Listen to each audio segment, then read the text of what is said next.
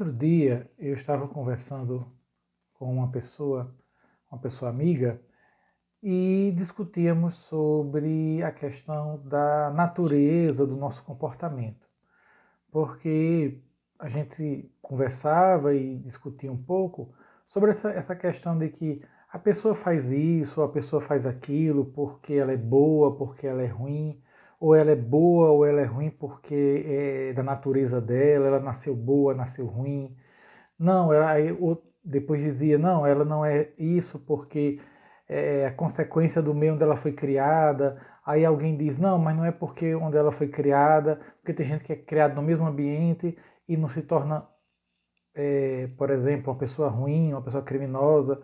E assim a gente foi discutindo várias questões, e isso me fez refletir muito. Eu queria partilhar com vocês aqui algumas impressões. Vejam, é, o ser humano, a antropologia cristã, ou seja, o que é a antropologia cristã? É a visão que a teologia, que a reflexão cristã tem sobre o ser humano. Né? O ser humano visto à luz do pensamento cristão, à luz da fé cristã. Pois bem, a antropologia cristã, ela entende o ser humano como uma totalidade. Ou seja, o ser humano ele é uma unidade pluridimensional, ou seja, ele é um ser unitário, único, porém ele possui diversas dimensões. Ele tem uma dimensão física, uma dimensão psíquica, uma dimensão emocional, racional, né? Ele tem várias dimensões que o compõem. Por isso o ser humano ele não é um ser simples. E não dá para a gente analisar o ser humano de maneira simplista também. E essa questão de discutir se a pessoa é fruto do meio onde ela viveu, ou se, né, ou seja, o ambiente influencia na formação da pessoa, ou a pessoa ela é o que é porque ela já nasceu assim, a natureza dela é essa discussão, né, me parece, e aí é uma análise minha, a gente está entrando naquela discussão do que veio primeiro, o ovo ou a galinha. Né? Porque veja, todo ser humano nasce numa comunidade, num meio social. É esse meio social que vai transmitir para esse ser humano valores, princípios, normas de conduta. Né? Vão ensinar a essa criança que nasceu, que vai se tornar um adulto, né? Os limites, as referências do certo e do errado, dentro daquela cultura, dentro daquele conjunto de valores, dentro daquele conjunto de crenças, né, que permeiam a vida social daquela comunidade. Por isso, nesse sentido, alguém pode então dizer, não, então você está dizendo, Augusto, que a pessoa é fruto do meio. Né? Sim e não. Né? O que eu quero dizer com isso? Sim, porque ela nasceu no meio social.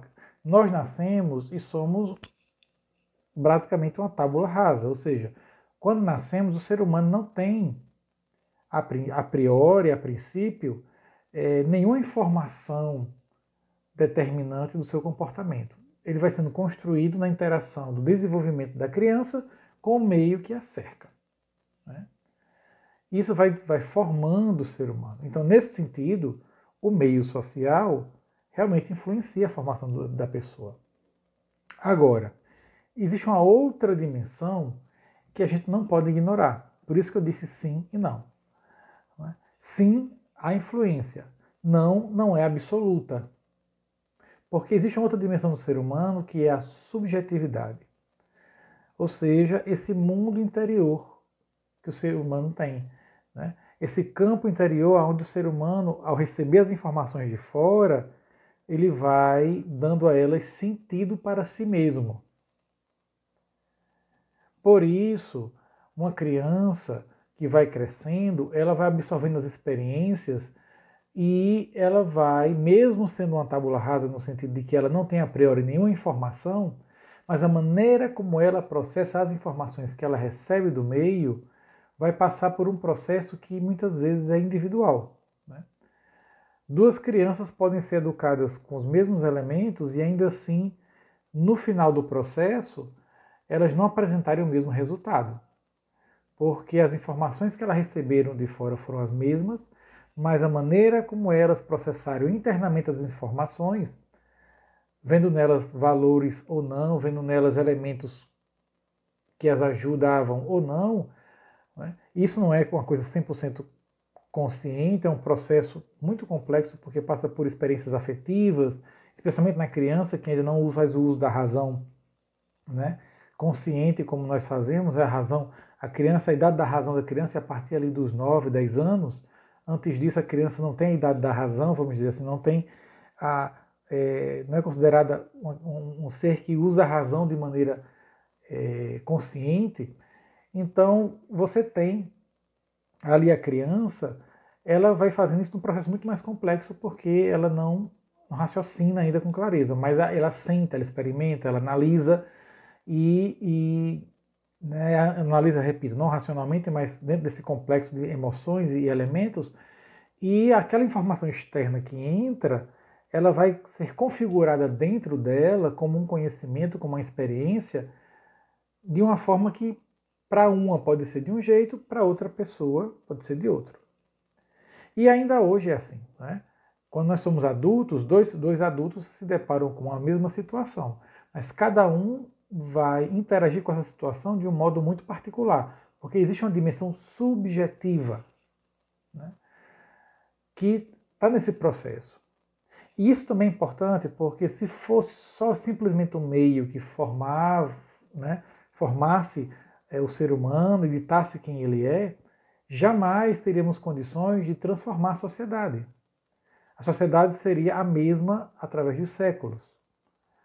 O que faz a sociedade mudar é justamente porque o ser humano, criado nessa sociedade, ele possui a sua subjetividade que pode questionar essa sociedade. Enquanto outros recebem essa sociedade e se adaptam a ela, existem aqueles que recebem essa mesma sociedade, mas não se adaptam, a questionam, porque a sua subjetividade traz outros elementos que fazem com que essa sociedade, então, comece a entrar num processo de mudança. É isso que faz a sociedade evoluir. Por isso, não dá para dizer o que veio primeiro, o ovo ou a galinha. O ser humano faz a sociedade, e a sociedade faz o ser humano. E esse conjunto de elementos que faz com que o ser humano ele seja essa realidade complexa. Um exemplo que eu posso dar, que é um exemplo que as pessoas às vezes usam de maneira que eu acho muito exagerada e forçada, é dizer, por exemplo, nem todo mundo que está na periferia, que vive, que é pobre, ou que está vivendo uma situação de risco, numa favela ou coisa assim, nem todo mundo precisa ser bandido, nem todo jovem vai ser bandido. Veja que tem aquele jovem que não tinha um colégio direito, não sei o quê, mas ele lutou e venceu na vida, né? E pegam essa imagem e usam ela como referência para dizer que a pessoa não sai da situação de miséria porque não quer, né? Porque uma pessoa conseguiu sair. Ou seja, isso é uma análise simplista. Por que simplista? Porque o que saiu de lá é a exceção, não é a regra. E ele é exceção por quê? Porque ele, apesar do ambiente que o cercava, a sua dimensão subjetiva, interagindo com esse ambiente, o interpretou de maneira diferente.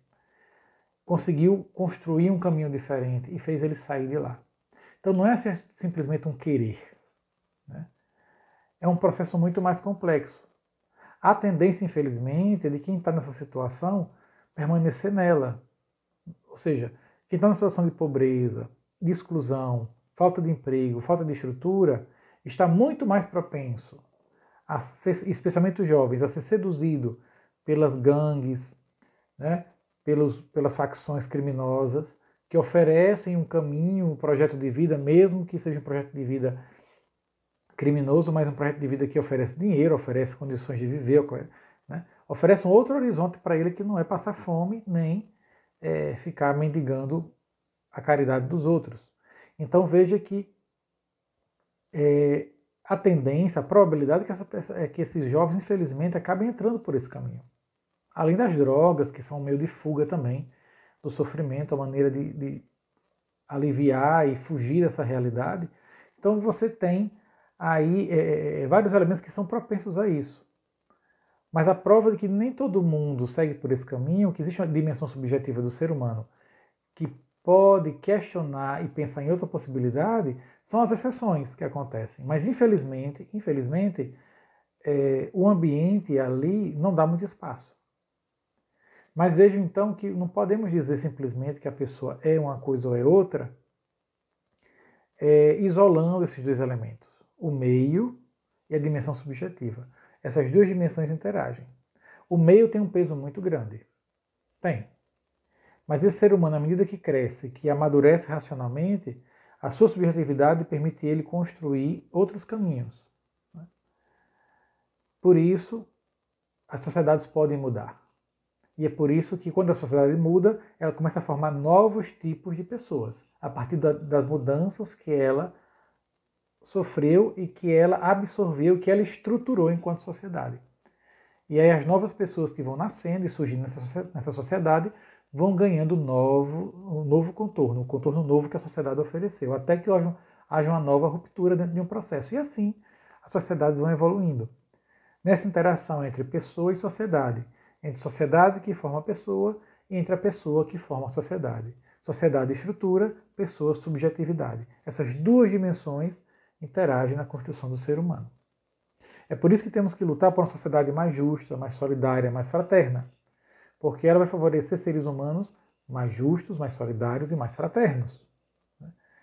Uma sociedade egoísta, gananciosa, exploradora, como a que nós vivemos atualmente, que é uma sociedade capitalista, um capitalismo selvagem e agora um capitalismo financeiro selvagem, aqui no Brasil especialmente, ela alimenta em nós a ambição, a ganância, a disputa, e tende a gerar pessoas cada vez mais fechadas em si mesmas. Mesmo com pessoas que rompam isso, mas a estrutura da sociedade tende a formar pessoas assim. Por isso, quando nós conseguimos romper isso, somos chamados a tentar apresentar um outro caminho e construir um outro tipo de sociedade, para que ela forme um outro tipo de ser humano. Então vejam que é um ciclo. Por isso não dá para falar de maneira fechada entre uma coisa e outra. Bom, não sei se eu consegui me fazer entender. Eu queria partilhar um pouco esses pensamentos, foi fruto dessas conversas que eu tive com algumas pessoas, e que me fizeram pensar um pouco, e eu quis jogar aqui para vocês também um pouco dessa reflexão. Não foi nada organizado, sistemático, estou falando basicamente aquilo que está na minha cabeça assim de maneira não muito organizada, porém a intuição acho que eu consegui deixar clara qual é. E se você gostou do vídeo, dá um joinha aqui pra gente, aqui embaixo, tá bom? Que isso ajuda o nosso vídeo, o YouTube a começar a divulgar mais o vídeo. Também, se você não é inscrito no canal, se inscreva aqui no canal, clique no inscrever-se e clique no sininho para receber as notificações de nossos vídeos, tá bom? E deixe também seu comentário, se você concorda, discorda, o que é que você pensa sobre isso, a gente pode trocar ideias. Eu não sou dono da verdade, nem o que eu digo é absoluto. Eu estou aqui partilhando com vocês reflexões. A gente vai construindo juntos, eu aprendo com vocês e partilho um pouco do que eu tenho com vocês para ajudar vocês também a conhecerem, a refletirem, a crescerem também. Tá bom? Até o próximo, pessoal.